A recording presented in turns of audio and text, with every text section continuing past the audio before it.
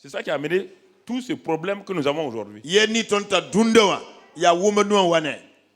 quand on devient chrétien, on n'est pas converti. On n'est pas changé. On n'est pas transformé. Nous sommes une créature qui n'a jamais existé. On ne parle pas de notre corps. On dit une nouvelle création. Les choses anciennes sont passées.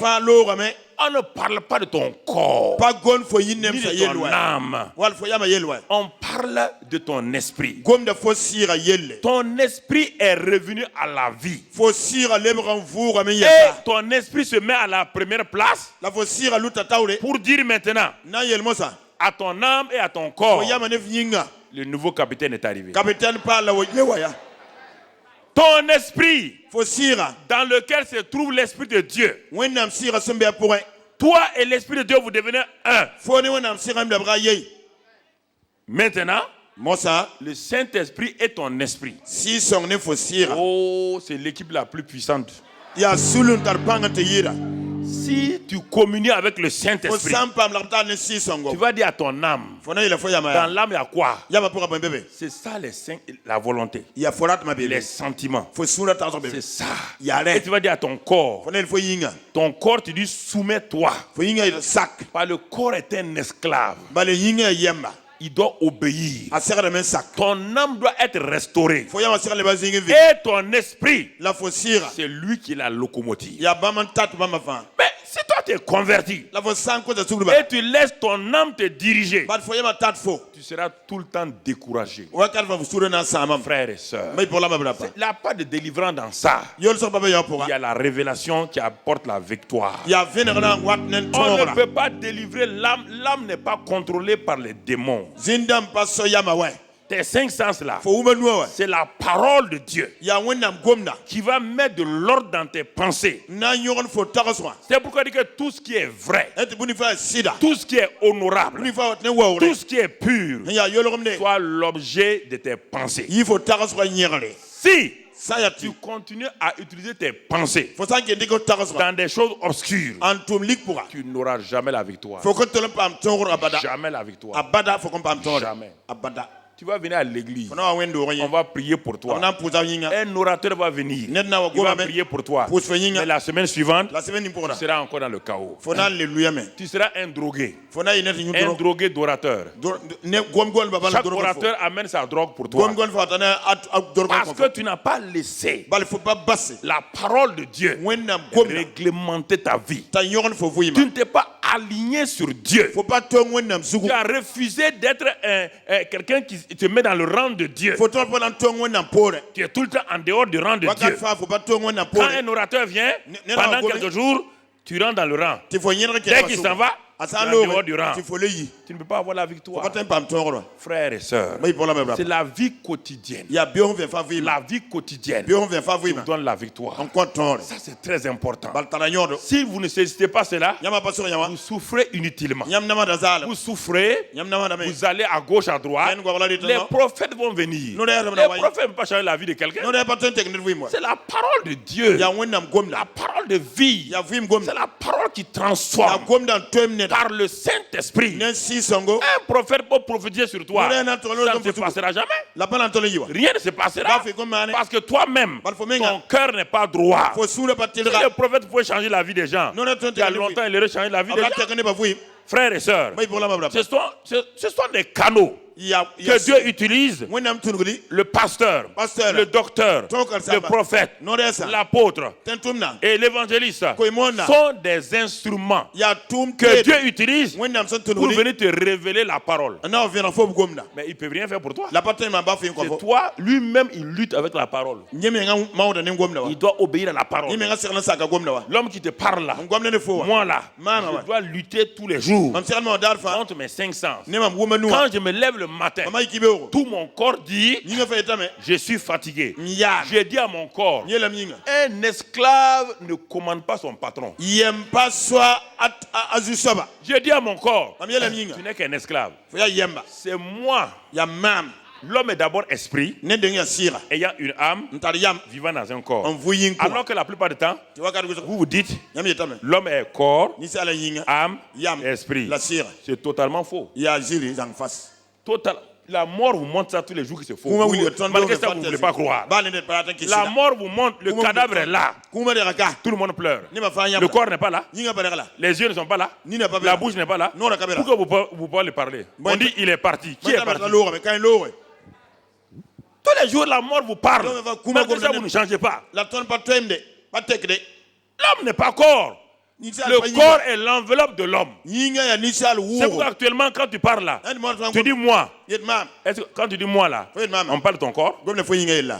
Si tu dis je vais aller à Ouéguia, tu parles de ton corps? Non, tu parles de ta vraie personne. Tu décides à ton corps de t'accompagner à Ouéguia. C'est le vrai problème. Votre corps là n'est que l'enveloppe. Vous prenez soin de l'enveloppe et vous méprisez votre vrai moi. Votre vrai moi est un nain et votre corps est un géant. Comment un nain peut porter un géant? Comment un nain? Et vous développez intellectuellement. Votre développement intellectuel est plus lourd que votre personne spirituelle. Que votre personne spirituelle. Ça ne va pas. Votre vie est déséquilibrée. C'est comme ce grand oiseau là. L'albatros, quoi, je ne sais pas quel est son nom. Il ne peut pas voler. Il a des ailes. Il est trop lourd. Il ne peut pas voler. Il ne peut pas voler. C'est un oiseau qui court comme ça. Mais il ne peut pas voler. Parce qu'il est déséquilibré. Il est déséquilibré. Votre homme. C'est là où le Saint-Esprit est venu. Le Saint-Esprit n'est pas devenu un avec votre âme. Le Saint-Esprit n'est pas devenu un avec votre corps. Le Saint-Esprit est devenu un avec votre esprit. 1 Corinthiens 6. Celui qui s'attache au Seigneur est avec lui un seul esprit. Et celui qui s'attache à la prostituée est avec elle un corps. Comprenez? Quand on s'attache au Seigneur, un seul esprit. Quand on s'attache à la prostituée, un seul corps. C'est pourquoi, si cette prostituée est malade, tu deviens malade dans ton corps, pas dans ton esprit. Mais si tu es attaché au Seigneur, ce que le Seigneur est, vient en toi. C'est le sarment et le cep. C'est le sarment et le cep. Ce que le cep est, ça passe dans la branche. Le fruit du cep, c'est la branche qui le porte. C'est ça, frère. Si tant que vous ne... C'est pourquoi je vais reprendre encore la nouvelle création. Il me semble que c'est passé, vous n'avez pas compris. Certains même ont rejeté l'enseignement. Paul dit aux Galates, ce qui compte, ce n'est pas d'être circoncis ou incirconcis. Il dit que ce qui compte, ce ne sont pas nos dénominations. Ce ne sont pas nos doctrines. Ce qui compte, c'est d'être une nouvelle création. Donc, ce qui compte aux yeux de Dieu, ce n'est pas le fait que tu vas dans une église 20 ans. Ça n'intéresse pas Dieu. Dieu n'a pas créé l'église. Dieu n'a jamais créé l'église. Ce que je parle de l'église comme ça. L'église est un corps, le corps de Christ. L'église est un organisme. Ce n'est pas une institution. Ça, c'est le bâtiment de l'église.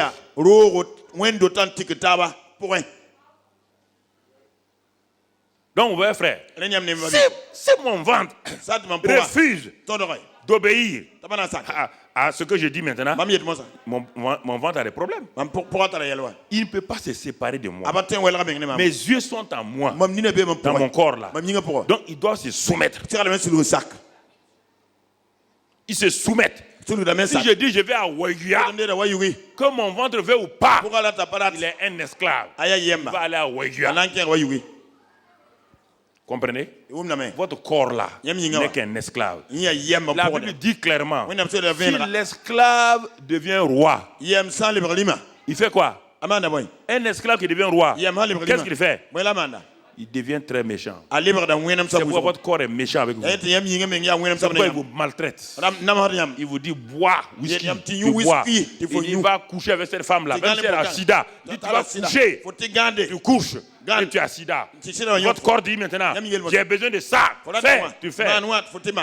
Si un esclave, la Bible dit, si un esclave, si une esclave devient reine, c'est terrible. Une esclave qui devient reine, tout le monde court dans la maison. Le corps est un esclave. Si vous le laissez devenir votre roi, vous souffrez, frère. Vous souffrez. Vous en souffrez. Je les regarde. Il dit, mais il dit, ils n'ont pas besoin de délivrance. Ils ont besoin de révélation. Simplement, que leur corps là n'est qu'un esclave. L'esclave obéit. Alors, bien aimés frères, on va vous dans le psaume. Ce matin, on va regarder le psaume 119. Et on va lire le verset 18. C'est la prière. Notre prière ce matin. Notre prière ce matin. Psaume 119. Verset 18.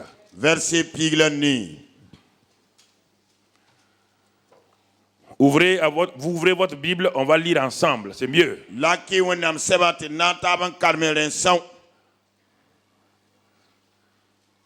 Quand vous ouvrez votre Bible, c'est mieux qu'on lise ensemble. Au moment où moi je lis la Bible, vous écrivez, il y a une déconnexion entre nous, frères. Quand je dis d'ouvrir la Bible, je n'ai pas d'ouvrir le cahier. J'ai dit Bible, oui ou non. Voilà, je n'ai pas de cahier. Voilà, votre cahier devait être ouvert il y a longtemps. Quand vous lisez le passage maintenant, vous allez écrire plus tard. Hein? Il faut d'abord lire. Parce que quand on lit ça, il y a une communication qui se fait par le Saint-Esprit. Vous n'êtes pas des scribes. Les scribes passent leur temps à écrire. Psaume 119, verset 18. Voici le cri du psalmiste. Ouvre mes yeux. De quels yeux il parle? C'est ça le problème. Il ne parle pas de ses yeux naturels.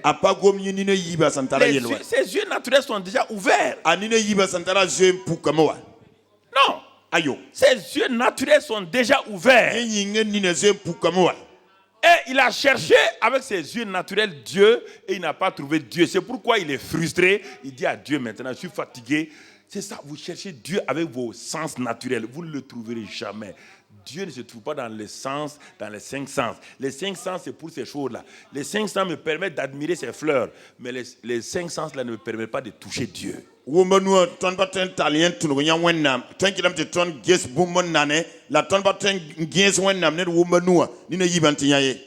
Pourquoi doit-il ouvrir mes yeux? Pour que je contemple les merveilles de ta loi, de ta parole. Alors je vous pose la question ce matin.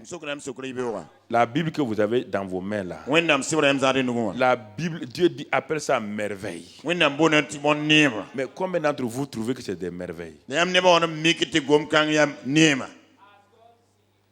C'est ça.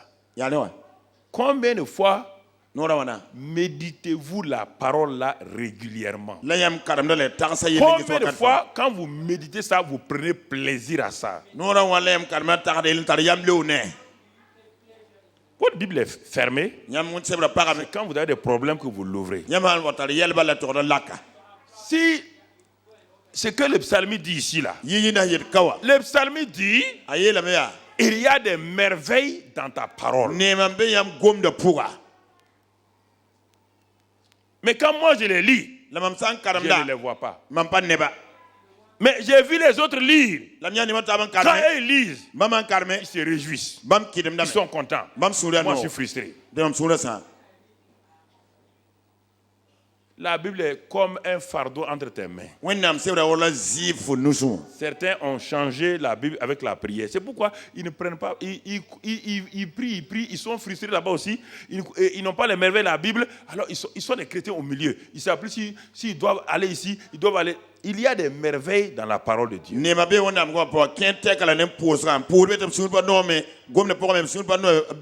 pays qui a de l'or dans son sous-sol, qui a du pétrole dans son sous-sol, qui a de l'uranium dans son sous-sol, mais qui ne l'a jamais découvert, est un pays quoi?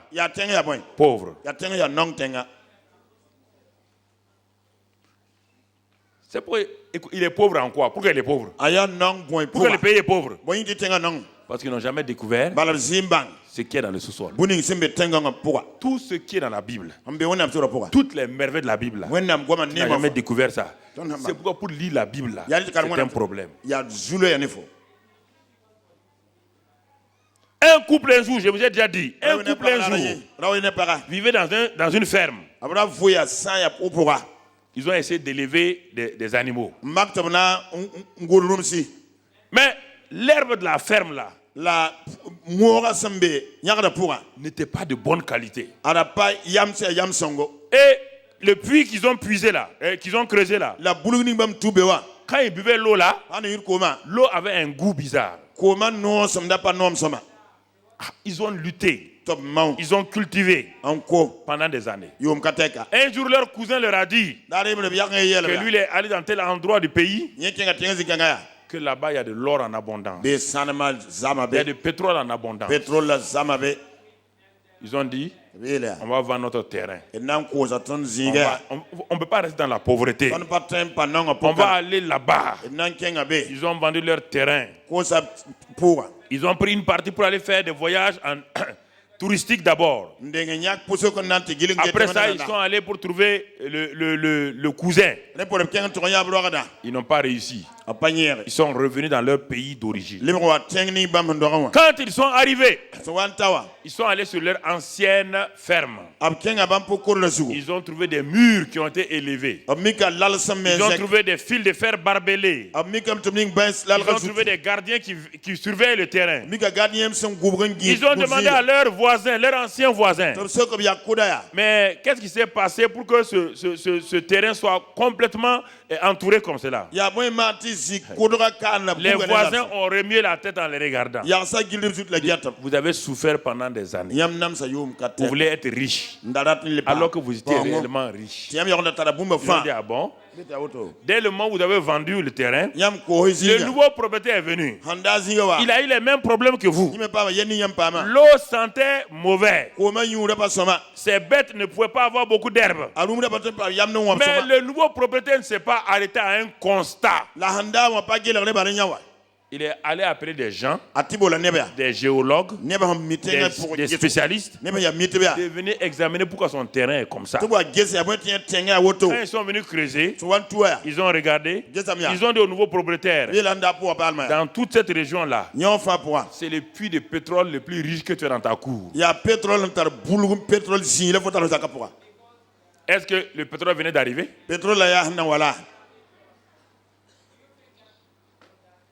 Est-ce que vous comprenez ce matin ce que je vous dis? Vous comprenez? Pourquoi je suis à l'aise? Quand j'ouvre la Bible, ce n'est pas un livre pour moi. Ce n'est pas un livre. C'est un trésor que Dieu a fermé dans ce livre-là qu'il a mis entre mes mains. Il dit creuse, sonde. Le psalmiste était frustré. Il n'avait pas la victoire sur le péché. Si vous avez lu le verset 8 et 9, il a dit comment un jeune homme peut-il rendre pur son sentier? Il avait jeûné et prié. Il était dominé par le péché d'impureté.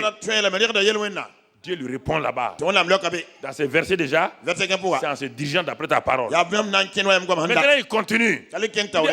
Il dit, Mais je lis la Bible là, je ne prends pas plaisir à la Bible. Pourquoi votre Bible là est neuve entre vos mains depuis 2 ans? Elle est neuve. Quand on la regarde, elle est neuve.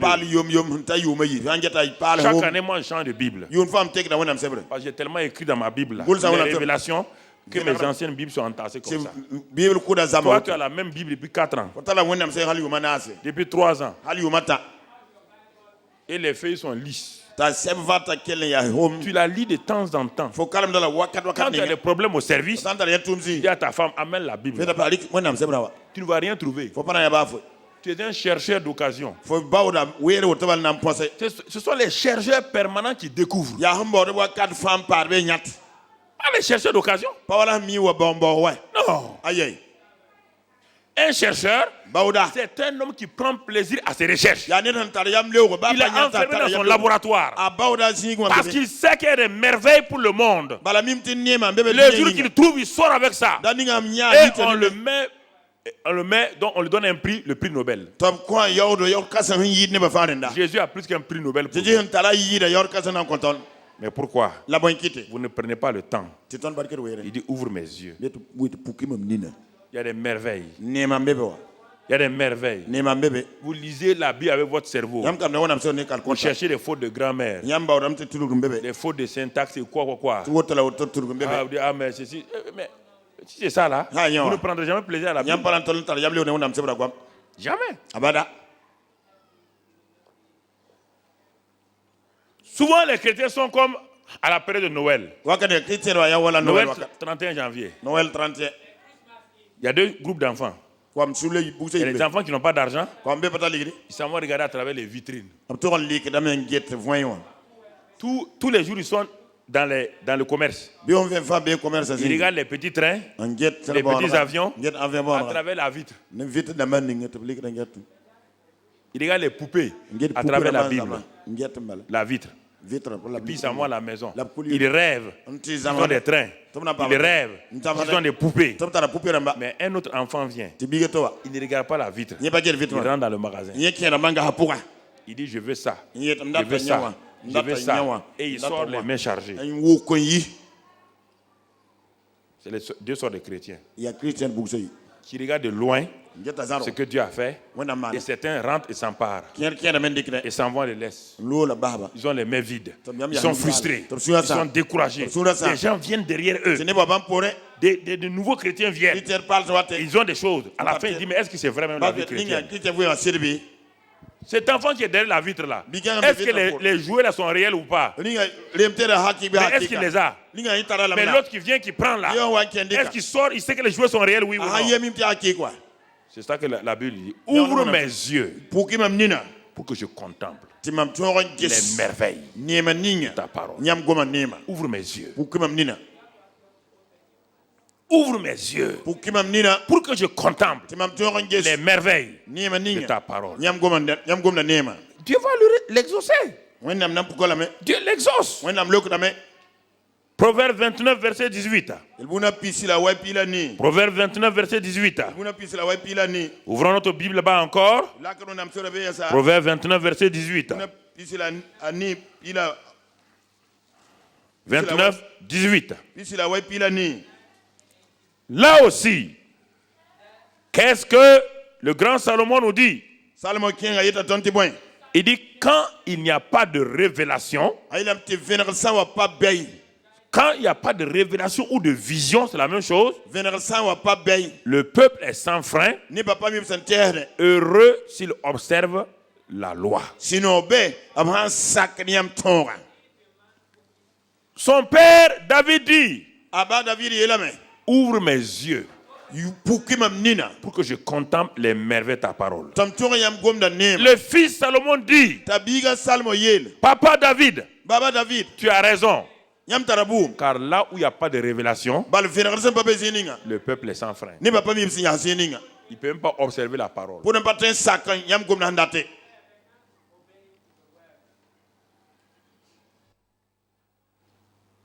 Parce qu'ils n'ont pas découvert les merveilles.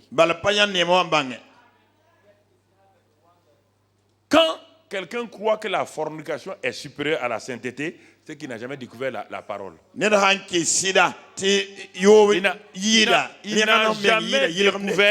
jamais découvert la joie de la sainteté, de la pureté. Il dit que la bénédiction de Dieu est sans quoi? Sans chagrin.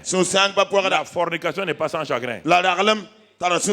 La fille peut être en grossesse, tes problèmes ont commencé. La fille peut être atteinte, tes problèmes ont commencé. La fornication n'a jamais été sans... L'effet est toujours là. L'effet te dévaste. Mais comment un jeune homme va choisir entre la fornication et la pureté s'il n'a pas la révélation?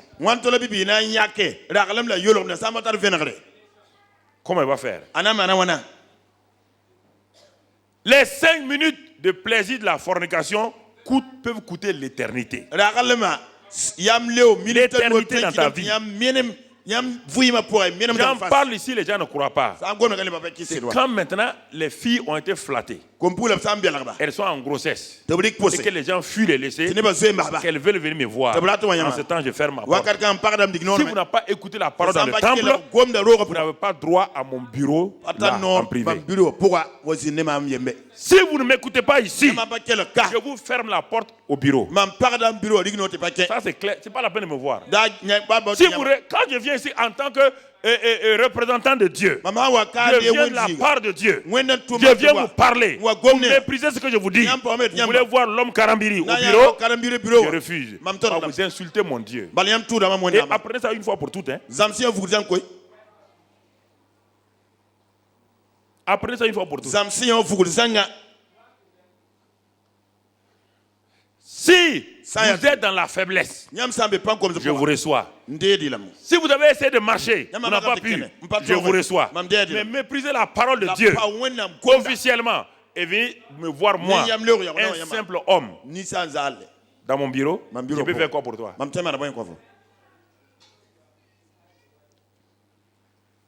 David dit, ouvre mes yeux. Il y a des merveilles dans ta parole, je ne les connais pas. Il y a les merveilles sur l'autorité. Il y a les merveilles de ton nom. Il y a les merveilles pour la bonne santé. Il y a les merveilles pour la prospérité. Il y a les merveilles pour le succès. Il y a les merveilles pour le mariage. Il y a les merveilles pour tout. Ce sont ces merveilles-là. Son fils Salomon dit, papa, tu as raison. Car lorsqu'il n'y a pas de révélation, le peuple n'a pas de révélation. C'est pourquoi ils sont comme ça. Ils ont besoin de quelqu'un qui vienne pendant quelques jours. Les choses. C'est pourquoi j'ai amené le frère Rémi pendant quelques jours. Je l'ai amené simplement pour que, vous voyez là, s'il n'y a pas de révélation, toi tu as besoin de quoi? De sauter. Je vais t'amener quelqu'un qui saute. Vous avez fini de sauter. Maintenant vous allez faire quoi? Non, vous avez fini de sauter. C'était bon, non? Est-ce qu'on peut sauter en permanence? Est-ce qu'un homme peut sauter? L'homme doit marcher simplement comme ça. Oui ou non? Mais de temps en temps, s'il y a de l'eau ici, mais est-ce qu'il peut continuer comme ça? C'est ça. Donc on a fait un saut pendant la semaine dernière. Comme on a fini le saut, maintenant on doit faire quoi? Mais si tu ne sais pas marcher comme ça, qu'est-ce que tu vas faire? Tu vas continuer à faire comme ça. Et tu vas avancer? Tu vas avancer? Je vais vous amener des gens comme ça. Ça va choquer vos fondements pour que vous appreniez ce que je vous dis là. Le frère, qu'est-ce qu'il a dit, Rémi? Il dit, je suis venu apprendre ici. En réalité, tout ce que j'ai fait là, j'ai vu que le peuple que Dieu t'a confié là, il a tellement enseigné que je vois que, bon, je suis évangéliste, mais je suis venu apprendre.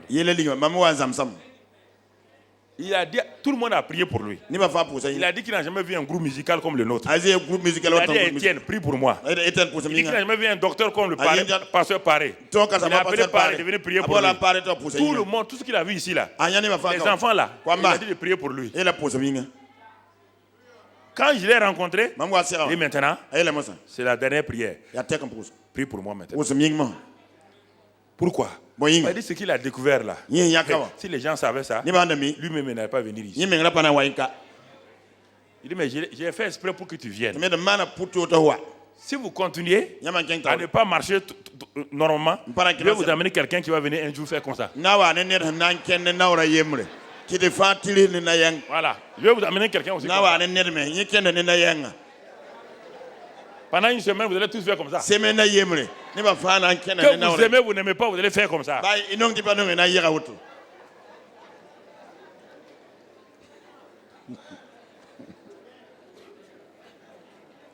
Ok. Vous avez des merveilles, vous avez des richesses. Vous êtes couché sur les merveilles.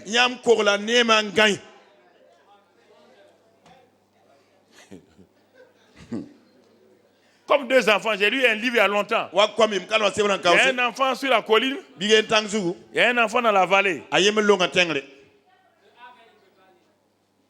Et l'enfant qui est dans la vallée, là, dans le fond, dans la vallée, en bas là, chaque matin quand il s'élève, il regarde la maison de l'enfant qui est sur la colline là. Tout brille là-bas, tout brille. L'enfant l'a dit, mais cette maison est très belle. Oh, cette maison est merveilleuse. Moi, ma maison est terne. Moi, ma maison est comme ceci. Moi, ma maison est comme cela. Il n'y a pas de lumière. Il n'y a pas ceci ou cela. Chaque jour, l'enfant se réveille le matin. Il regarde la maison sur la colline. Chaque matin, l'enfant qui est sur la maison sur la colline, il regarde la maison dans la vallée. Il voit la même lumière sur la maison de la vallée. Il dit, mais quelle est cette belle maison dans la vallée? La lumière là-bas. Quand le soleil se lève maintenant, qu'est-ce qu'il fait? Il descend ensuite dans la vallée. Et la maison brille. Alors un jour, les deux enfants ont décidé d'aller découvrir les maisons de merveilles. Ils ont chacun a quitté. Celui de la vallée a commencé à grimper sur les collines. Celui de la colline a commencé à descendre. Ils se sont rencontrés au milieu. Les deux enfants ont dit, mais tu as une belle maison. L'autre dit, non, c'est ta maison qui est belle. Ils ont discuté. Ouais. Ils ont discuté entre eux. Ils se sont rendus compte que quand le soleil est sur la maison de la colline, ça brille. Quand le soleil se déplace sur la maison de la vallée, ça brille. C'est le même soleil qui fait les deux. Donc en réalité, c'est le soleil qui fait son effet. En réalité, c'est la parole de Dieu. Ce n'est pas parce que la maison est sur la colline ou dans la vallée. Pourquoi la nuit, les deux maisons ne brillent pas? Les deux maisons ne brillent pas la nuit. Il n'y a pas de soleil. S'il n'y a pas le soleil de justice en toi, Jésus-Christ, le soleil de justice, rien ne va briller. Ouvre mes yeux. Et là, Salomon dit, papa, tu as raison. Parce que là où il n'y a pas de révélation, le peuple périt. Le peuple est sans frein. Parce qu'il ne peut pas avancer. Alors, frères et sœurs, c'est pourquoi le psaume 119 et 130. 119, 130. Retournons à David encore. 119, 130.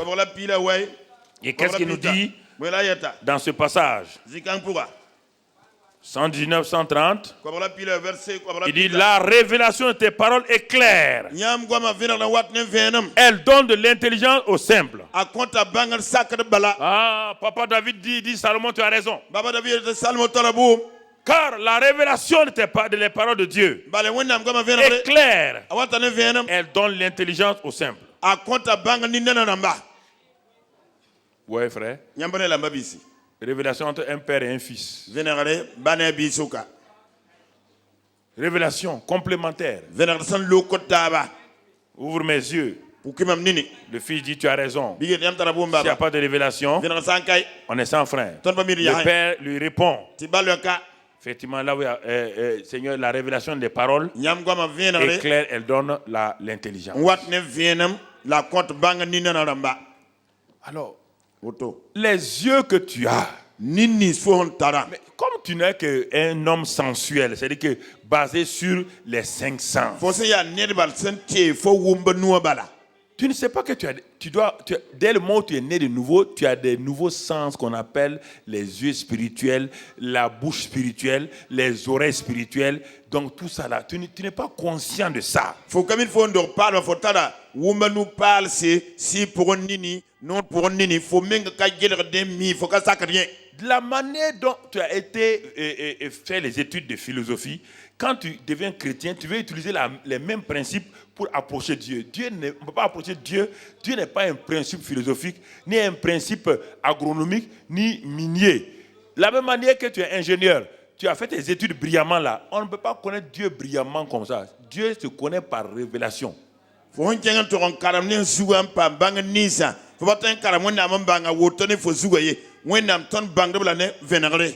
Tu peux être un excellent homme intellectuel dans ce monde-là. Et quand tu deviens chrétien, tu deviens le plus misérable, le plus minable des chrétiens. Oui, mon frère. Parce qu'on ne peut pas accéder à Dieu par l'intellect. Le monde intellectuel est lié au sens et à l'âme.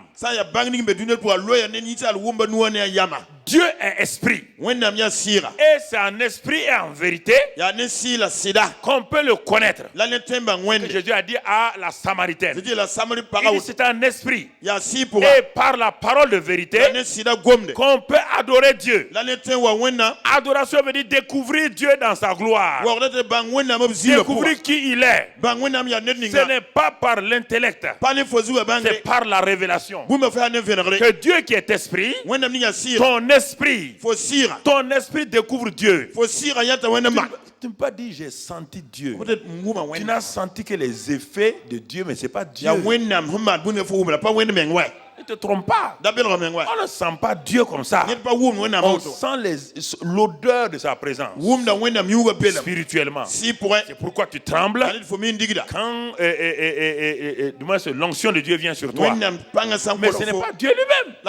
Dieu lui-même se découvre. Dieu lui-même se révèle. On ne connaît pas Dieu par les tremblements. On ne connaît pas Dieu par des sensations de 5 sens. On connaît Dieu par révélation. Et quand on le connaît par révélation, notre vie est catapultée. Catapultée. On passe de 0 à 10. C'est 2 mondes totalement différents. Totalement différents. Alors, bien-aimés frères et sœurs, c'est ça que je veux te dire ce matin. La révélation de tes paroles est claire. Oui. Regardons. Première révélation que nous allons voir ce matin. Allons voir dans le livre de Matthieu 8. Matthieu chapitre 9. N'oubliez pas que Moïse a dit à son peuple. Au moment où tu cherches Matthieu 8 là. Moïse dit dans son livre, dans son dernier livre, Deutéronome, il dit les choses cachées sont à Dieu. Mais les choses révélées sont à nous et à nos enfants afin que nous mettions en pratique les paroles de cette loi. Les choses révélées. Les choses cachées sont du ressort de Dieu. Dieu le Père tout seul. Mais comme nous sommes ses enfants, alors qu'est-ce qu'il fait? Il révèle ces choses-là. Révéler veut dire quoi? Enlever le voile. La chose existait, il y avait un voile qui cache, on enlève le voile. C'est ça la révélation. Révélation. La chose existe. Mais on enlève le voile. Alors tu dis, le monde de Dieu est ici. Il y a un voile. Vos yeux naturels, il y a un voile. Mais si le Saint-Esprit enlève ça tout de suite, vous allez commencer à crier ici. Il y a un monde surnaturel et réel ici. Mais il est caché par quoi? Par vos voiles, les voiles de votre Dieu. C'est pourquoi les disciples d'Emmaüs étaient côte à côte avec Jésus. Comme ça, ils l'ont regardé. Ils ne l'ont pas reconnu. C'est ça la révélation. Ils l'ont regardé, ils l'ont salué, ils ont posé avec lui. Ils sentaient les effets de sa présence. Ils sentaient les effets de sa présence. Est-ce que vous comprenez ce matin? Vous pouvez sentir les effets de sa présence. Ce n'est pas lui-même. Et oui, non. Les disciples d'Emmaüs étaient avec Jésus. Ils ont senti. Leur cœur brûlait. Les paroles de Jésus données par le Saint-Esprit brûlent leur cœur. Et ils étaient sûrement dans la paix. Mais ils n'ont jamais su que c'est lui. Jamais su que c'est lui. C'est quand il est parti.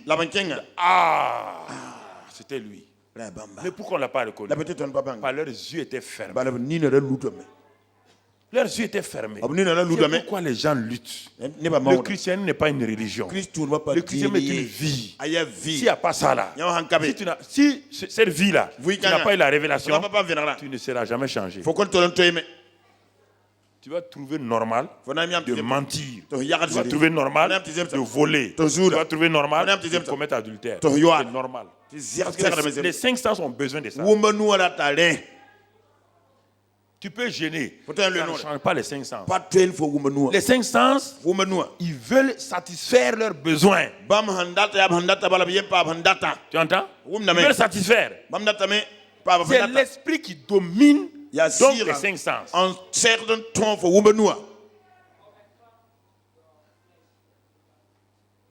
Tu entends? Regardons maintenant Matthieu 8. L'histoire du centenier de Jésus. Commence à lire là-bas. À partir du verset 15, je crois. 5, oui. Comme Jésus entrait dans Capernaum. Jésus entrait dans Capernaum. Continue. Un centenier l'aborda, le priait et disait: Seigneur, mon serviteur est couché à la maison, atteint de paralysie et souffrant beaucoup. Jésus lui dit: J'irai et je le guérirai. Le centenier répondit: Seigneur, je ne suis pas digne que tu entres sous mon toit, mais dis seulement un mot et mon serviteur sera guéri. Arrêtons-nous là. Quand on prêche cela, on lit cela. Parfois, on n'a pas la révélation de ce qui se passe dans ce texte. Un Romain, il a son Dieu. Il a sa religion. Et c'était les gens qui étaient les plus évolués dans le monde à l'époque. Et ils appliquaient déjà la démocratie. C'est le peuple qui était en avance dans tous les domaines. Ils ont pris tout cela avec les Grecs. Donc c'est pourquoi ils dominent même Israël actuellement. À ce moment-là. Vous entendez? Ils ont utilisé leur savoir-faire, leur technique de guerre. Ils ont vaincu le peuple de Dieu. Vous entendez? Ils avaient tout, sauf la révélation de Dieu. Et quand ils sont arrivés en Israël, ils ont dominé. Ils n'ont pas le droit d'entrer dans une synagogue. Et un juif n'a pas le droit d'entrer chez un Romain. Comment alors le centenier, ce païen-là, écoutez ce qu'il dit. Qu'est-ce qui s'est passé? En restant dans ce milieu en permanence, il est venu avec son Dieu. Quand il venait en Israël, là, pour eux, c'est leur Dieu qui a donné la victoire sur le Dieu d'Israël. Voilà. Alors, si nous avons pu vaincre Israël, c'est que notre Dieu est plus puissant que le Dieu. Mais quand il est arrivé, il s'est rendu compte, avec la vie des Juifs là, que le Dieu d'Israël là n'a jamais été vaincu. Que ce sont les Juifs, par leur désobéissance, qui ont amené la victoire de Rome. Ce n'est pas Dieu qui est vaincu. Il a commencé à écouter ces Juifs là. Il a commencé à les examiner. Et quand Jésus a apparu au même moment pour aller de lieu en lieu, il n'a pas le droit d'aller là-bas. Mais comme c'est lui qui dirige le pays. C'est lui qui est le responsable militaire. Il était en communication avec donc, les gens qui partaient voir Jésus. Alors il s'est rendu compte de quelque chose, que son Dieu là n'était pas le vrai Dieu. Il s'est rendu compte de quelque chose, que sa présence en Israël là, ce n'était pas parce que Rome devait dominer, parce que Dieu voulait lui révéler à lui le vrai Dieu. Il y a des situations où Dieu vous amène, il veut vous parler, se révéler à vous, mais vous vous révoltez, vous dites, ah, peut-être non, non. Dieu veut se révéler. Il domine, mais il n'a pas la paix. Alors, au fur et à mesure, ses pensées ont été mises de côté. Ces pensées de victoire, d'intellectuels romains, de dominateurs, de colonisateurs. Ils étaient les colonisateurs. A commencé à partir. Les vaines manières d'hériter de ses pères ont parti. Leur droit constitutionnel. C'était eux qui avaient le droit constitutionnel.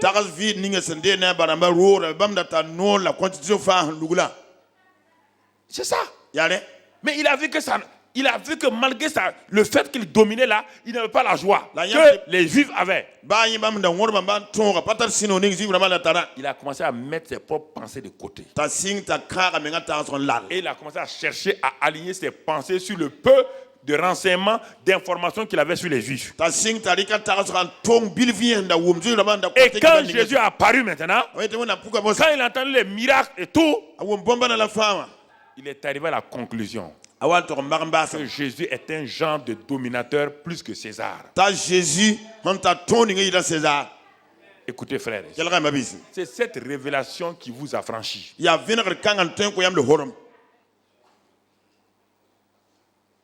Il n'est pas converti. Écoutez-moi frère. Il n'est pas né de nouveau.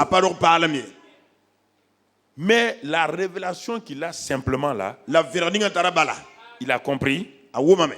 César est l'autorité suprême de Rome. César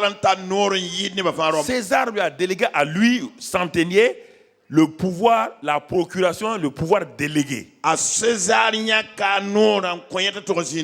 on lui a mis comme capitaine de 100 militaires. Et il s'est aperçu que l'autorité qu'il détient de César, écoutez-moi frère, pasteur, écoutez-moi, ça va changer. N'opérez pas dans les choses inutiles, dans les petites guérisons, les petites choses là. C'est pas ça que je vous parle. Je parle de votre vie, comment vous pouvez être catapulté en haut. C'est pas les mots de tête, les miracles, les sourds qui entendent là. C'est pas ça.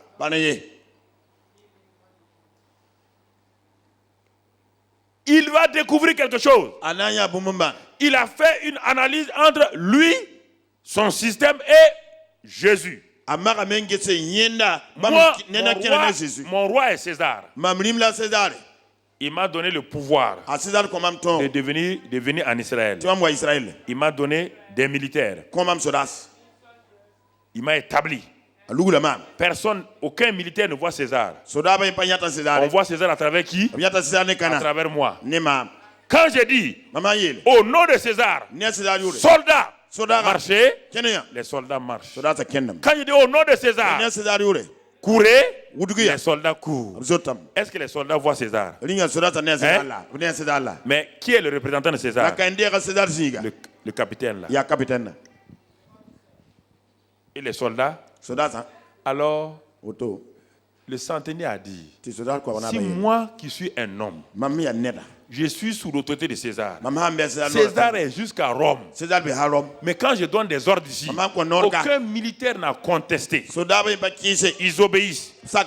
Mais cet homme qui a apparu qu'on appelle Jésus là, il est un genre de capitaine comme moi. Il vient du ciel. Son père est le vrai Dieu, qui est plus grand que César. Lui, il est le capitaine du royaume sur la terre. S'il est le capitaine du royaume de Dieu sur la terre, cela veut dire que le diable, les maladies, les démons, les malédictions, la pauvreté lui obéissent. Quand il ordonne, ils vont obéir. C'est pourquoi il dit à Jésus, ne bouge même pas. Quand moi je dis à un de mes soldats, couche-toi au nom de César, alors dis simplement un mot. Dis à la maladie là, qui est dans ma maison là, dis à la maladie, la paralysie là, de partir. Et ça va partir. Jésus, lis la suite, qu'est-ce que Jésus a fait? Regardez, la révélation est là, frère. Ce n'est pas intellectuel. Il n'a jamais lu la Bible. Il n'y a même pas de Bible. Après l'avoir entendu, après l'avoir entendu, Jésus fut dans l'étonnement. Après avoir entendu sa proclamation, Jésus fit quoi? Dans l'étonnement. Dans l'étonnement. Jésus est étonné? Il a Jésus. Si Jésus est étonné, et les pierres, ils sont dans leurs petits souliers. C'est le prochain apôtre qui va nous remplacer ici. C'est ça toujours l'intérêt des gens. Quand quelqu'un fait quelque chose, au lieu de l'imiter, on va le prendre, il va nous remplacer. Non, il ne va pas te remplacer. Il est venu pour te montrer comment aller de l'avant. Jésus est étonné. Jésus. Et il continue, vas-y. Et Jésus dit à ceux qui le suivaient, je vous le dis en vérité, même en Israël, Israël point, je n'ai pas trouvé une aussi grande foi. Même dans l'église. Voici un païen qui vient à la première réunion de Jésus. Mais pendant longtemps, il a regardé les disciples et Jésus. Et il vient, il a une révélation. Pourquoi dans un autre passage, il est dit là-bas, car moi, qui suis capitaine, si je dis à l'un de mes soldats, va, il va, viens, il vient, toi aussi, tu es un genre de capitaine, mais toi tu viens du royaume. Est-ce que Jésus a parlé? Est-ce que Jésus a chassé les démons de la paralysie? Selon vous, qui a guéri le paralytique? C'est la parole de qui? Centenier. Est-ce que Jésus a dit paralysie, il faut partir? Est-ce qu'il a dit ça? C'est votre propre parole qui vient à vous là, qui vient au Seigneur là. Que cette même parole là, c'est la parole de foi, elle est retourne pour faire des exploits avec vous. Votre propre parole, vos paroles vous tuent et vous détruisent chaque jour, vous ne savez pas. Vos propres paroles là.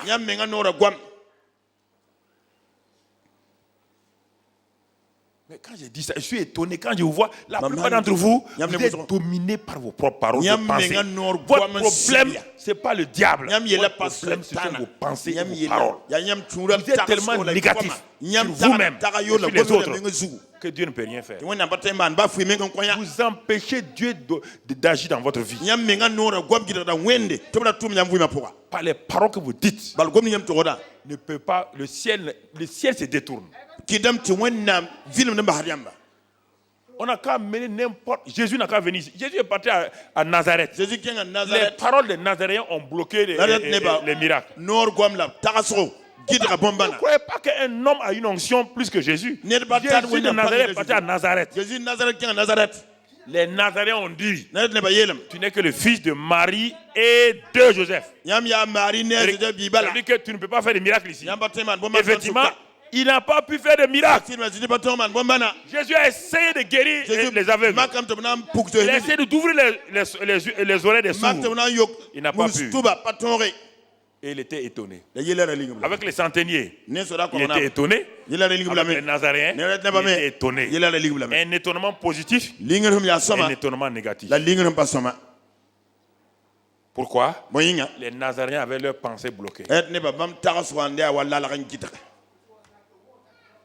Regardez, qu'est-ce qui bloque votre vie? Regardez, en tant que chrétien là, en tant que pasteur, vous avancez à un point, vous arrivez là-bas, vous êtes bloqué. Si quelqu'un vous dit autre chose qui n'est pas dans votre système, vous faites. Vous avez fait des systèmes. Je ne suis pas dans une doctrine. Tout ce qui est bon dans le christianisme, je prends ça. Je ne m'aligne pas avec un groupe. Je m'aligne avec le corps.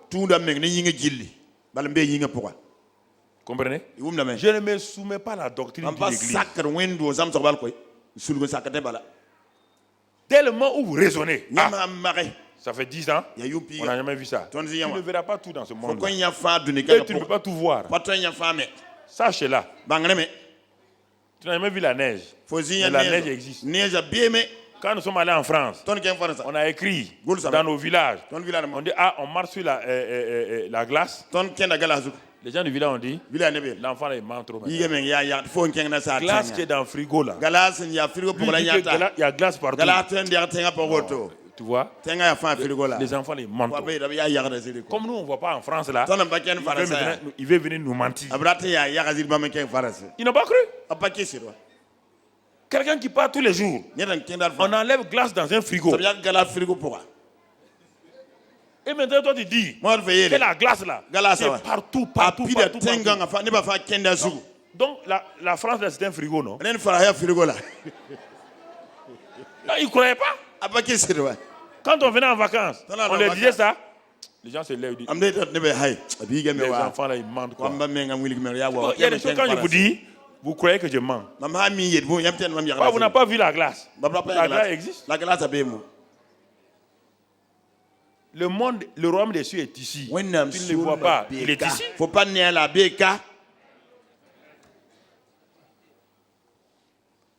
Je vous dis des choses simples. Ayez un cœur d'enfant. Un simple cœur d'enfant. Quand tu es tous enfants, quand le papa disait, la fête prochaine là, je vous donne un petit vélo. Aucun enfant n'a douté de son père. Vous avez douté de votre père quand il vous a dit que je vous donnais. Non, le matin tu peux voir papa. Papa, où est mon vélo?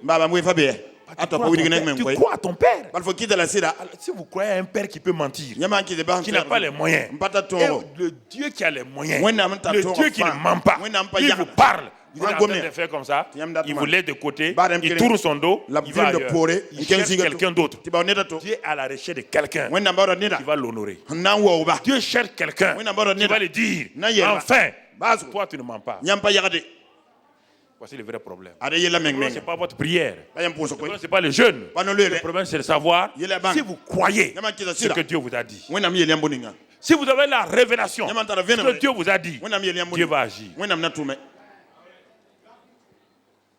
De toute manière, Jésus n'a pas guéri tous les malades. Beaucoup de malades ont été guéris dans leur maison. Un évangéliste ne pourra jamais guérir tous les... Un évangéliste dans le monde entier. Ceux qui ont la plus grande onction pour la guérison n'arrivent même pas à guérir 5% de la foule qui vient là-bas. 5%. À chaque réunion de Béni chaque réunion de Maurice Serlo, chaque réunion de tous les évangélistes de Christ Oyakhilome, de Tibi Joshua, à chaque réunion, il y a 5 paralytiques, 10 sourds. Mais en même temps, les paralytiques qu'on pousse pour aller à la maison, c'est plus de 100. Les sourds qu'on ramène à la maison, c'est plus de 500. Vous entendez?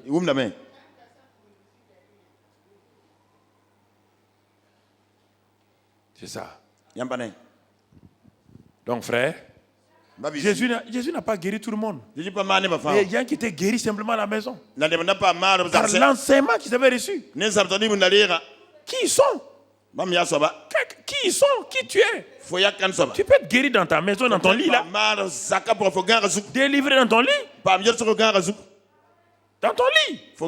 C'est ça le christianisme. C'est pourquoi Dieu est venu habiter en vous. Pour que chacun de vous soit un instrument pour sa gloire.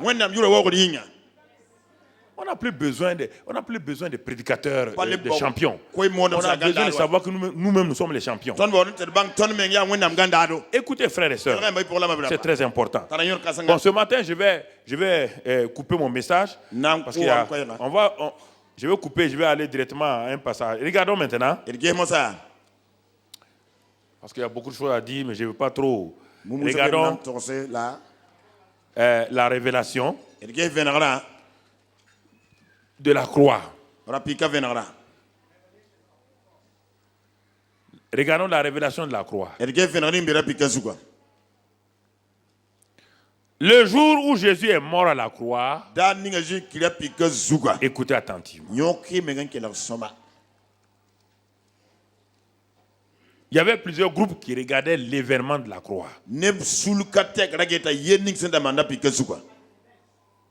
La Bible dit qu'il y avait les magistrats, il y avait les militaires, chacun a dit sa parole. Il y avait les pharisiens et les scribes, il y avait des femmes,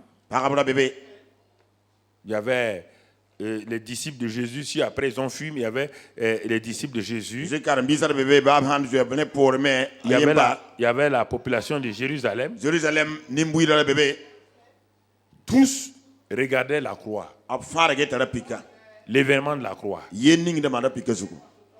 Et quand on regarde les 4 évangiles, on est étonné de ce que les 4 évangélistes nous ont décrit seulement l'événement historique qui s'est passé sur le morceau de bois qu'ils ont appelé la croix.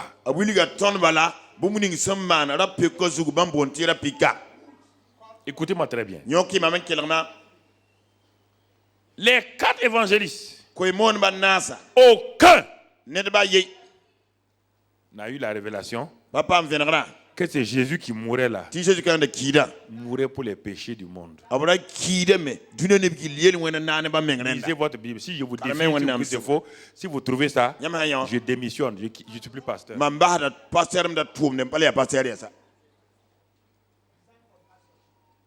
Aucun n'a cru que Jésus mourait pour leurs péchés. Ils ont décrit sa souffrance physique. C'est pourquoi les femmes de Jérusalem pleuraient. C'est pourquoi les gens disaient, les 2 voleurs parlaient. Personne n'a su pourquoi ils mouraient. Pour les disciples, c'était une défaite. Les disciples d'Emmaüs vous ont dit qu'ils ont cru que cet homme-là devait nous libérer de la main de qui? Des Romains. Est-ce qu'ils ont dit de la main du péché? Est-ce qu'ils ont dit de la malédiction? Non. C'était un libérateur politique. Mais il a échoué. La croix là, c'est pas ce morceau de bois là. À la croix, il y avait 3 croix. Écoutez, quand on dit, je vais dévancer et puis on va revenir. Quand on vous dit qu'à la croix de Calvaire, que les meurtrissures de Jésus nous ont guéris, est-ce que les disciples ont dit ça? Hein? C'est dans les évangiles? Non. Mais quand on dit ça, pourquoi là? À quoi vous pensez vous aujourd'hui? La plupart d'entre vous, vous pensez que c'est les traces des clous là qu'on appelle les meurtrissures de Jésus. Alors si c'est ça, donc les meurtrissures des voleurs là peuvent aussi vous guérir. C'est les mêmes clous, la même croix. Voici votre problème. Tout est naturel dans votre pensée. C'est pourquoi quand vous regardez, c'est pourquoi quand Jésus mourait à la croix, pourquoi je n'ai pas regardé le film La Passion de Christ? Je savais que la Passion de Christ, je ne vais jamais le regarder. Ça n'a aucun sens émotionnel et sentimental. Ça ne vous révèle rien. Rien. C'est un chef-d'œuvre artistique. C'est un chef-d'œuvre chose, mais spirituellement, rien. Vous pouvez me dire non. Je vous dis, attendez.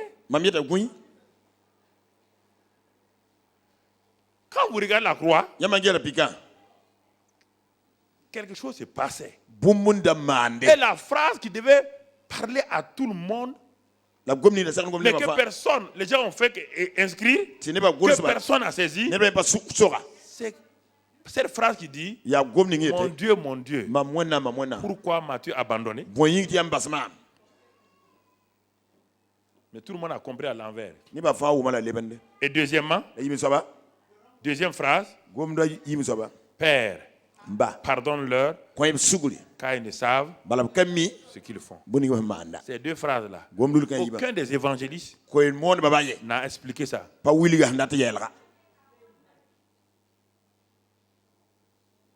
Pourtant, tous ces évangélistes-là connaissaient la croix selon Dieu lui-même. La vision de Dieu de la croix. Qu'est-ce que l'événement de la croix? Dieu l'avait expliqué par un prophète. Allons dans Ésaïe 53. Ésaïe 52 et 53. C'est ça qui va écouter. Je vais terminer sur ça ce matin. Et vous allez comprendre de quoi il s'agit. Ésaïe 52. Et on va lire les derniers versets avant d'entrer dans Ésaïe 53.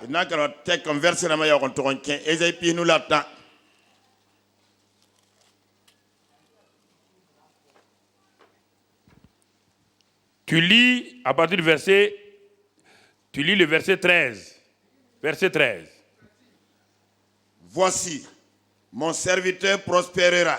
Mon serviteur prospérera. Il montera. Il s'élèvera. Oui. Il s'élèvera bien haut. De même qu'il a été pour plusieurs un sujet d'effroi, tant son visage était défiguré, tant son aspect différait de celui des fils de l'homme. Ok, on va s'arrêter là. Et Dieu est en train de révéler à Esaïe quoi? Qu'est-ce qu'il révèle? La croix. Bon, écoutez ce qui est écrit ici là. Le dernier verset que tu viens de lire là, relis, il y a deux choses là-dedans. Son visage, on parle de son visage et tout. De même qu'il a été pour plusieurs un sujet d'effroi, tant son visage était défiguré. Je vous pose la question. Son visage était quoi? Et ensuite? Tant son aspect différait celui des fils de l'homme. Ok. On dit son visage était quoi? Toutes les photos de Jésus que vous avez sur une croix, son visage est défiguré. Est-ce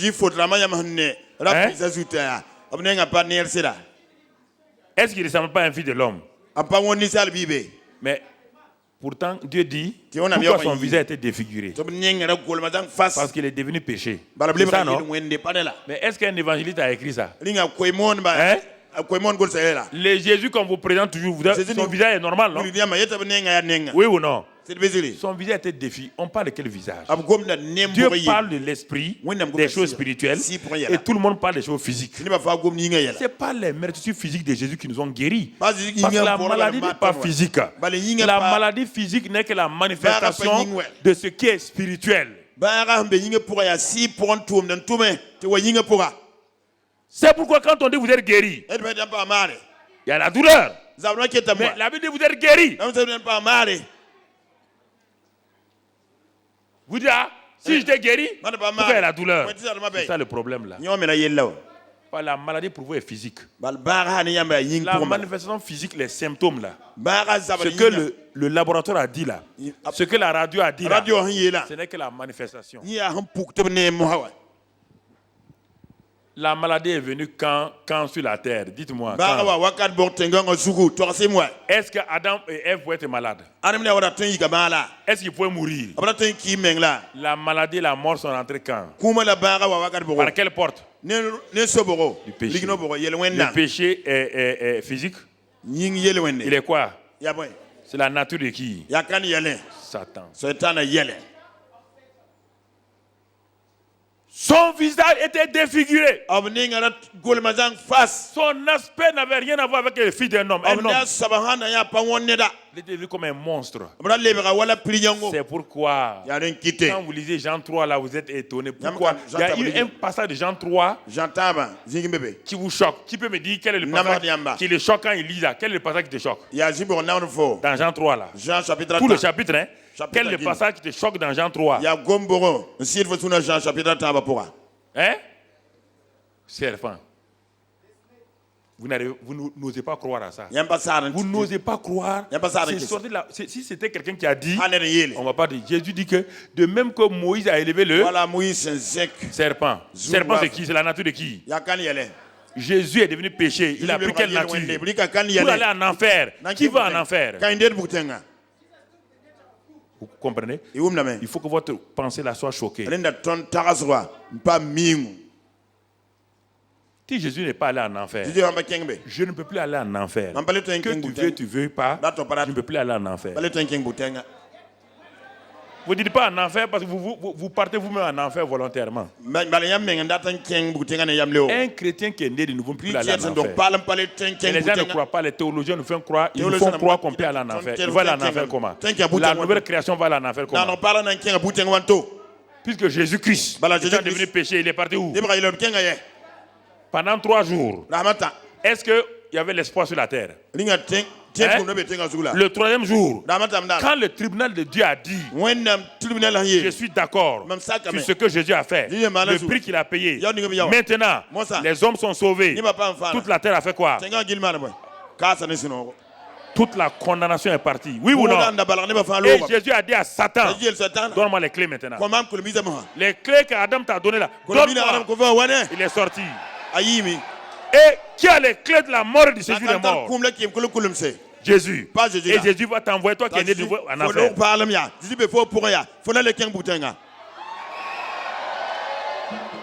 Hey! Là. Toutes les écoles théologiques font cette erreur.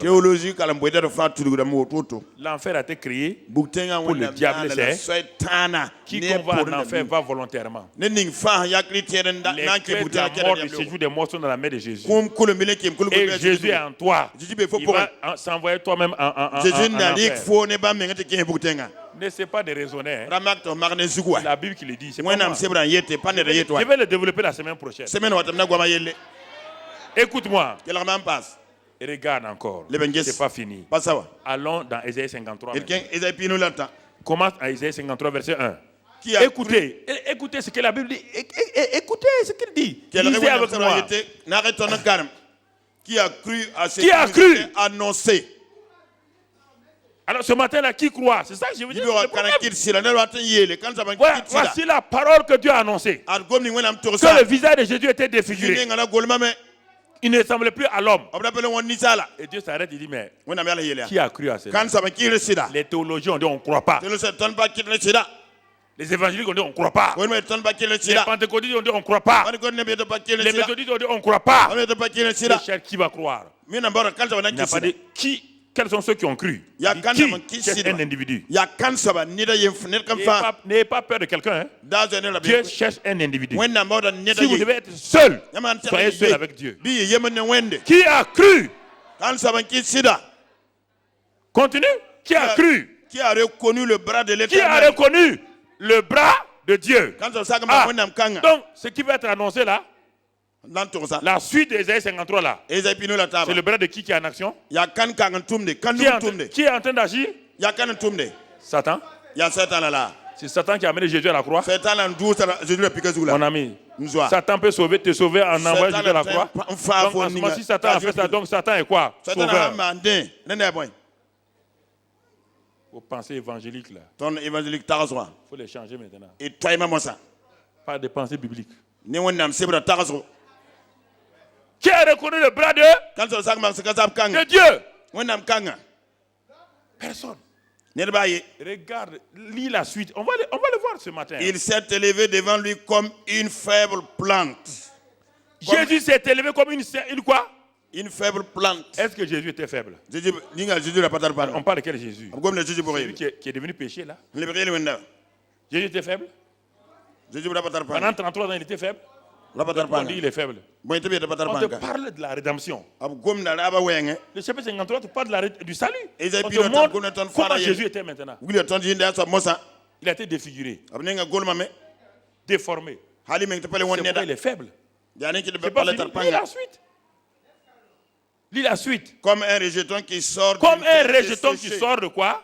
D'une terre desséchée. Une terre desséchée. Regarde maintenant la suite et regarde la réaction des hommes. Lis la réaction des hommes. Il n'avait ni beauté. Alors quand on regarde notre Jésus à la croix, il a quoi?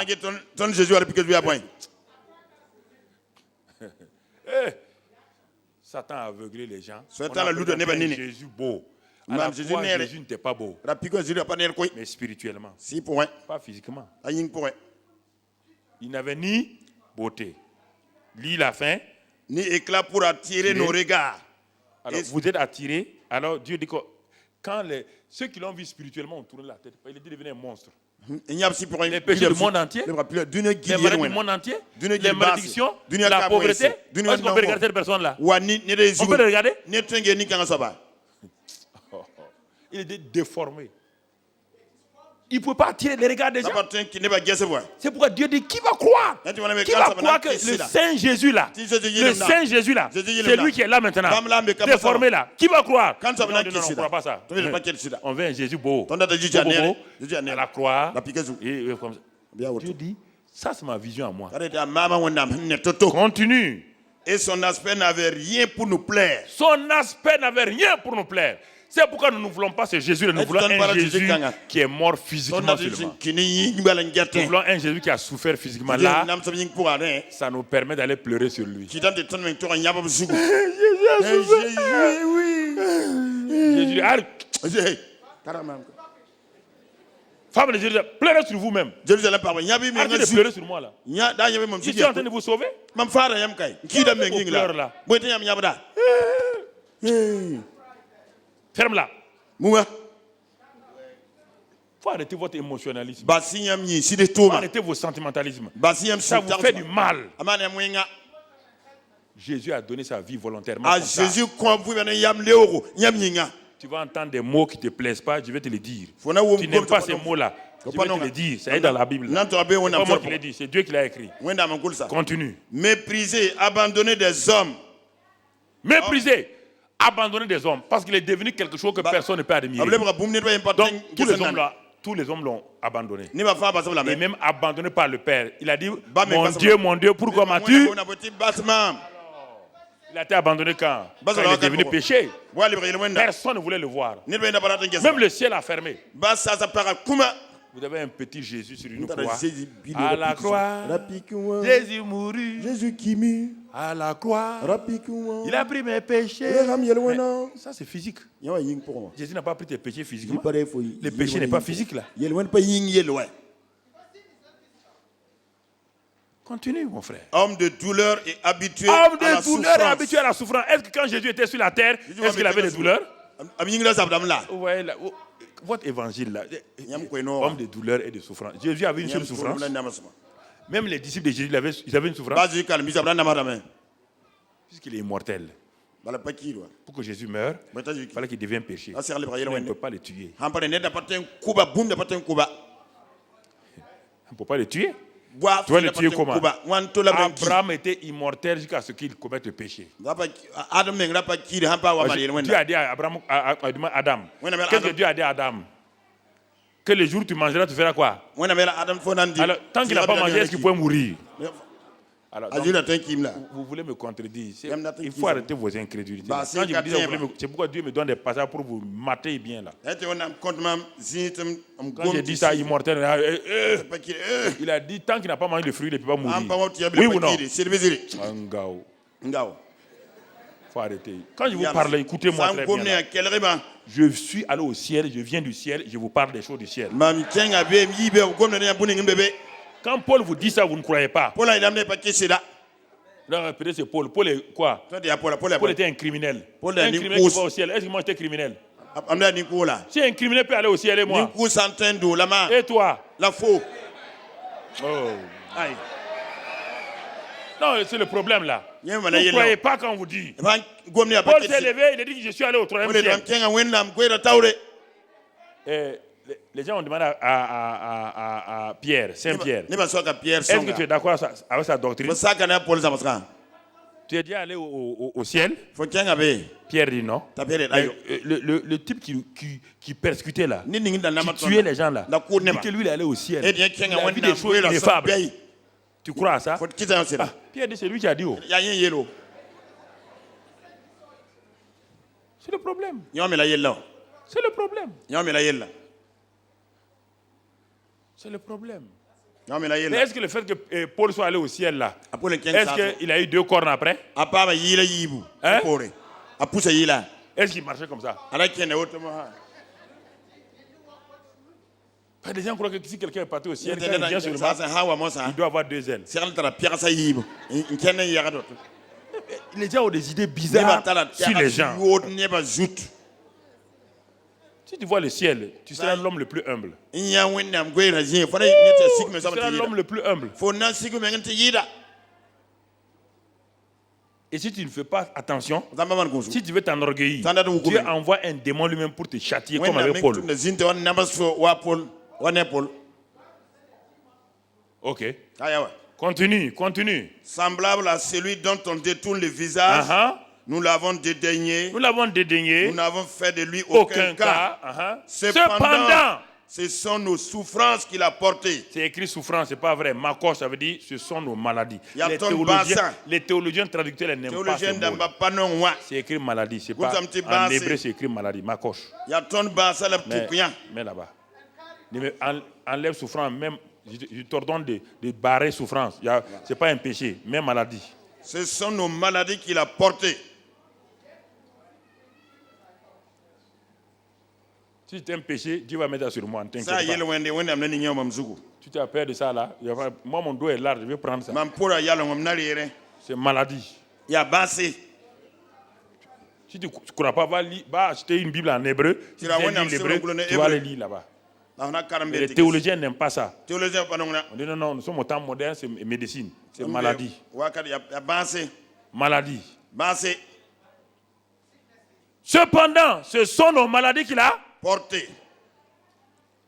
Il a porté nos maladies. Comment quelqu'un peut porter tes maladies et toi tu continues à être malade? Ça, je ne comprends pas. Je n'ai pas besoin d'un apôtre ni d'un évangéliste. J'ai besoin de la parole.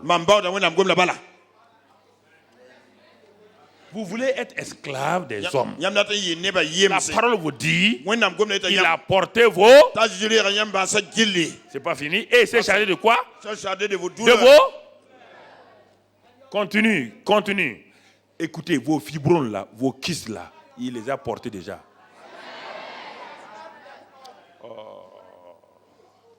Votre diabète sucré ou quoi.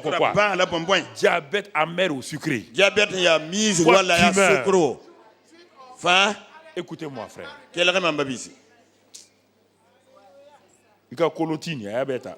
Il y a comme quoi va on les autres qui font quoi va un bébé man ça. Après faut plus dire mes os là. Tes genoux qui font baga. Voilà, il était Runa même papa taban zapataba. Pas un homme dont les deux genoux font guerre. Ça c'est guerre civile dans ton corps. Guerre civile. Continue la suite. Et nous l'avons considéré comme puni. Et nous l'avons, regardez les gens, les théologiens ont dit, il était puni. Il était puni. Jésus était puni.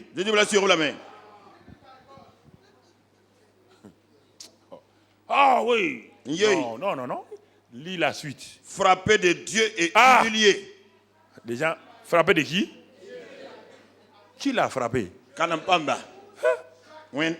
Pasteur Karamiri. C'est ma Bible. Avant que je sois né, là, il y avait la Bible, oui ou non? Frappé de qui? La croix là, c'est quoi? Voilà le vrai sang de la croix. Qui a frappé Jésus? Dieu. Pour qui? Pour toi. Alors, est-ce qu'on doit pleurer à la croix? On doit faire quoi? Se réjouir. Pas quelqu'un a payé le prix pour que toi tu sois libéré. Oui ou non? Si on te met en prison, on te condamne à mort, toute ta famille pleure, et on vient à la prison, et quelqu'un vient, il dit moi, je vais payer le prix pour que tu sortes. Ta famille va pleurer. Toi-même tu vas pleurer. Tu vas faire quoi? Tu vas lever les mains. Ce que Jésus a fait pour toi. Ce que Jésus a fait. Pourquoi vous voulez prier? Vous voulez prier pourquoi? Jésus a fait. C'est ça qui dit ouvre mes yeux. Voici les merveilles de la parole.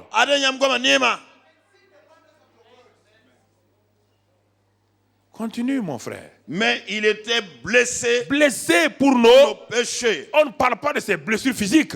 Les péchés ne sont pas physiques. Donc la blessure pour les péchés peut être physique. On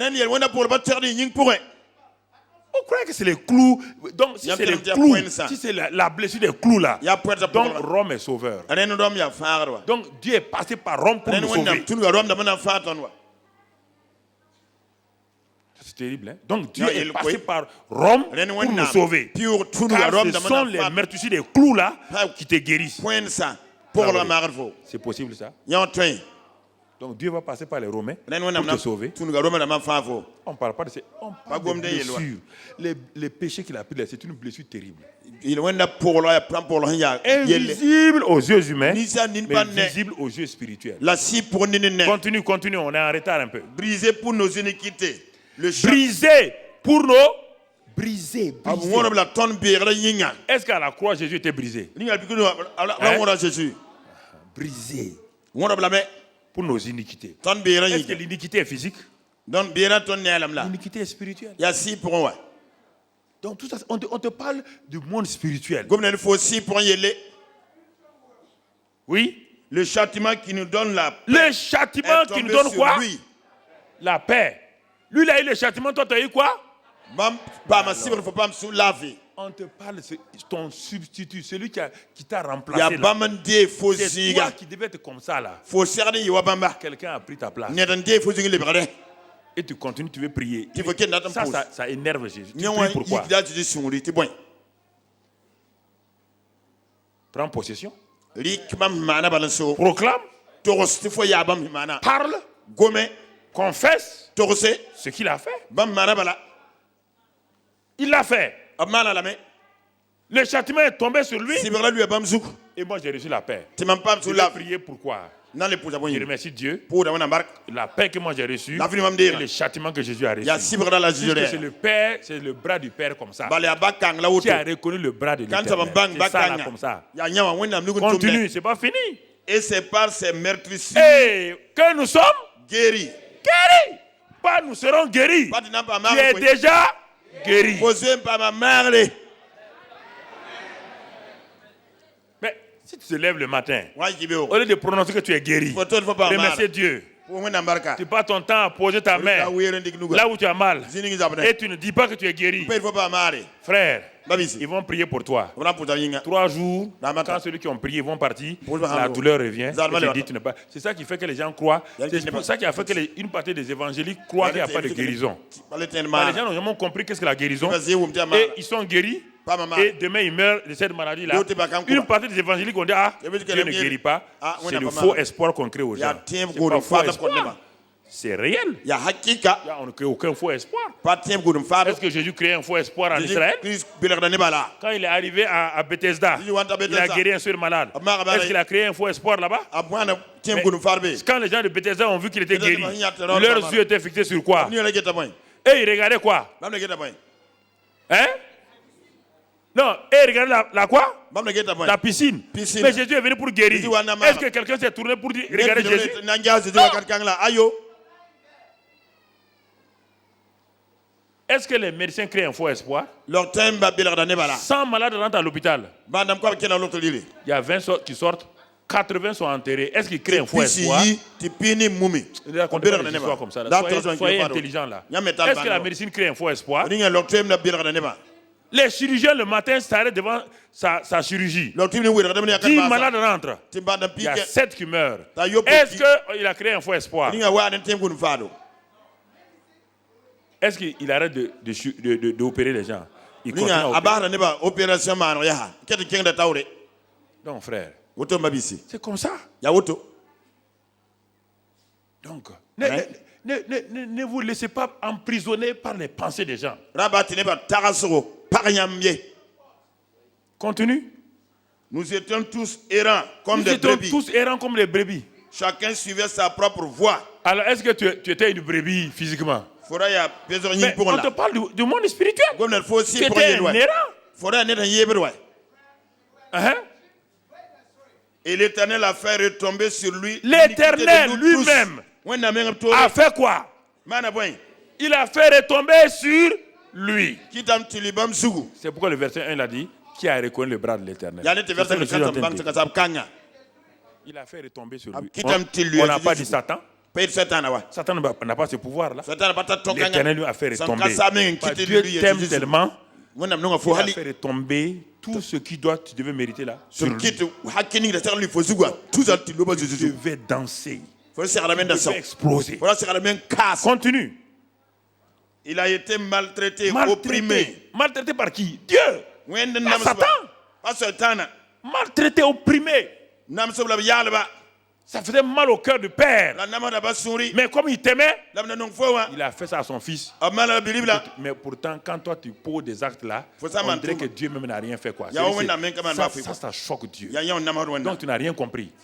Mais quand tu poses des actes contre Dieu là, on dirait que tu n'es même pas reconnaissant. C'est pourquoi le monde est rempli de gens non reconnaissants. Tu fais du bien à quelqu'un, demain c'est lui qui te trahit. Dieu fait du bien à l'homme, l'homme le trahit demain. L'homme n'est pas reconnaissant.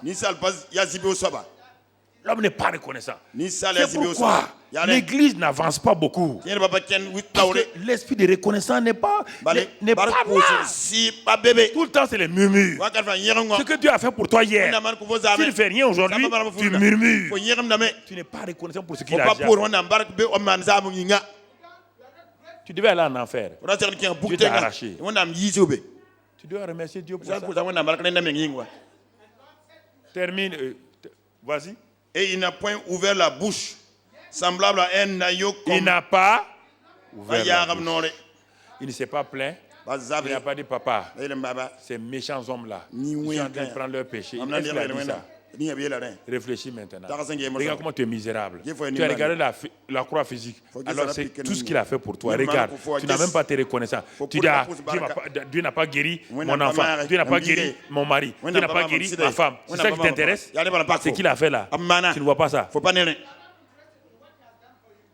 Tu es prêt à donner ton enfant pour qu'il subisse ce qu'il a subi là? Qui est prêt à donner son enfant? Qui lève la main?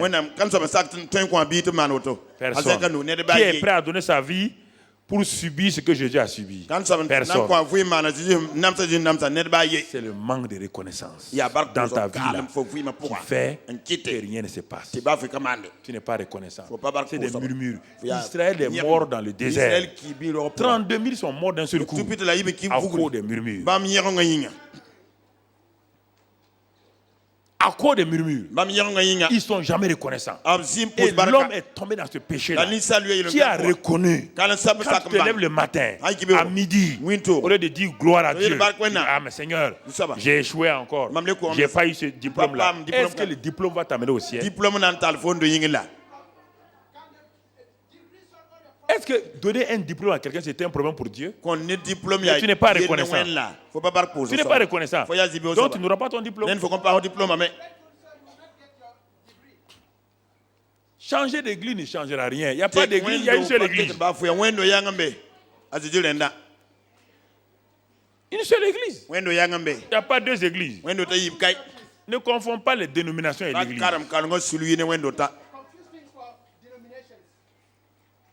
Termine mon frère. Semblable à un agneau qu'on mène à la boucherie et à une brebis muette devant ceux qui l'attendent. Il n'a point ouvert la bouche. Il a été enlevé par l'angoisse et le châtiment. Et parmi ceux de sa génération, qui a cru qu'il était retranché de la terre des vivants? Qui a cru? Ceux de sa génération. Qui? Les 12 disciples. Les Césars, les Hérodes, les pharisiens. Dieu dit, qui a cru? Personne n'a cru. C'est pourquoi quand ils ont écrit les évangiles là, ils ont écrit historiquement. Personne n'a cru qu'il faisait ça. Pourtant ils ont lu dans Ésaïe. Et qu'il a été retranché de la terre des vivants et frappé pour les péchés de mon peuple. Qui l'a frappé? Dieu. Pour les péchés de son peuple. Tu vas arriver maintenant à la phrase que j'attends là. C'est une phrase importante. On a mis son sépulcre parmi les méchants, son tombeau avec les riches. Non, peut-être tu as sauté ça. C'est la partie où il a dit, il a plu à qui? C'est le verset 10. On n'est pas arrivé d'abord. Ok. Vas-y. quoiqu'il n'y ait point commis de violence, et qu'il n'y ait point de fraude dans sa bouche. Il a plu à l'Éternel de le briser par la maladie. Enlevons le verbe plaire. C'est-à-dire que ça a été un plaisir pour qui? Est-ce que vous pouvez croire ça? C'était un plaisir pour Dieu de faire quoi? Hein? De qui? Briser qui? Un père, il prend son fils, il le brise par les péchés. Et puis il prend plaisir à ça.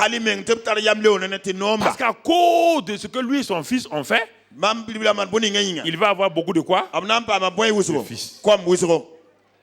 Toi, regarde le prix que Dieu a payé. Pour t'avoir, tu étais un ennemi de Dieu. Tu étais dans la maison de Satan. Dieu, pour te montrer comme il t'aime, il a pris son fils là. Il a pris tes péchés, tes maladies, tes malédictions, ta pauvreté. Il a frappé son fils. Et puis il rit parce qu'il veut te sauver.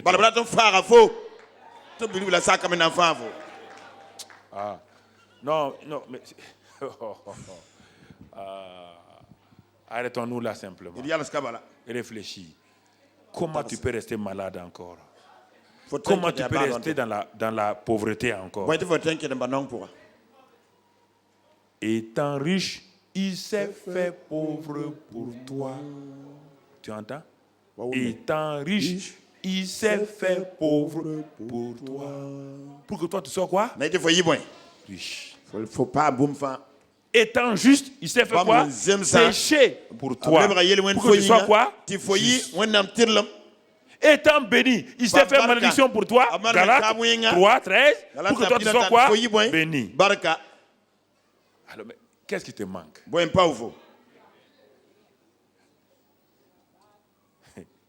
Non, réfléchissez là. Qu'est-ce qui vous manque? Si ce n'est pas l'incrédulité.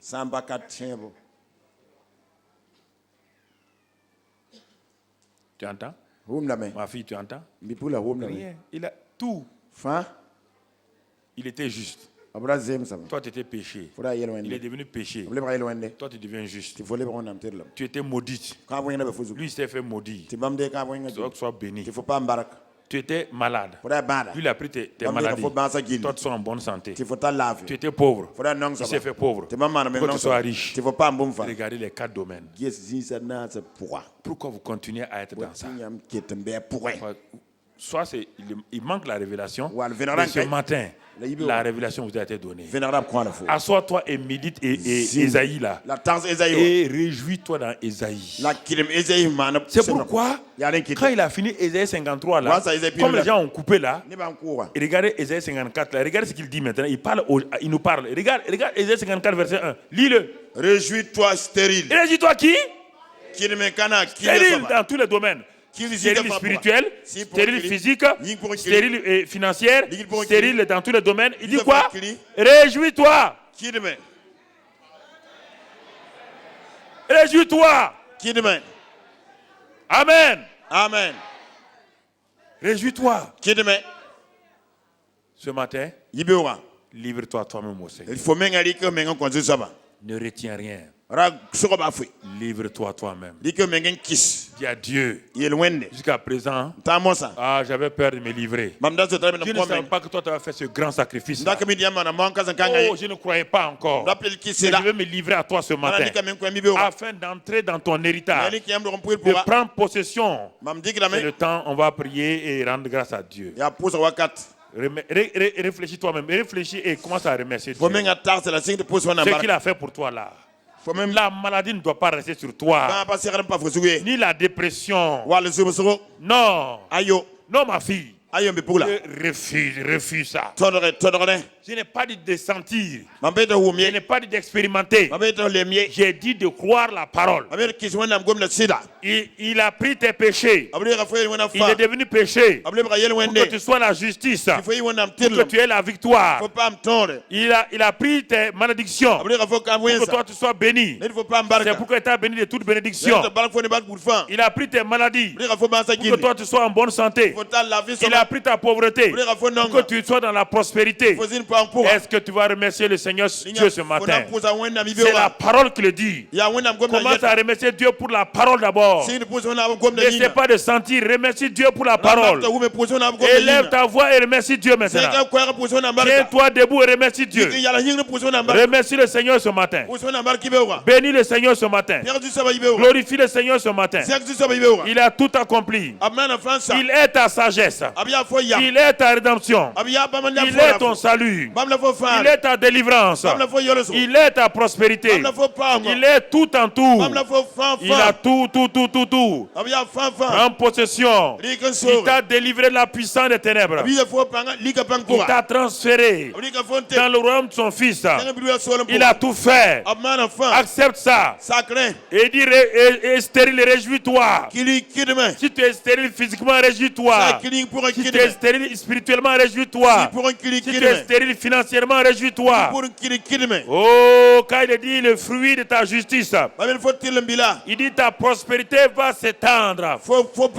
Élargis ta tente, ton cœur ce matin. Et prends possession de tout ce que Dieu a fait pour toi. Prends possession. Prends possession.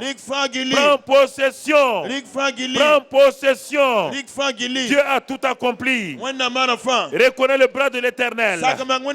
Prends possession de ta guérison. Tu es guéri par tes meurtrissures. Tu es délivré de l'emprise de Satan.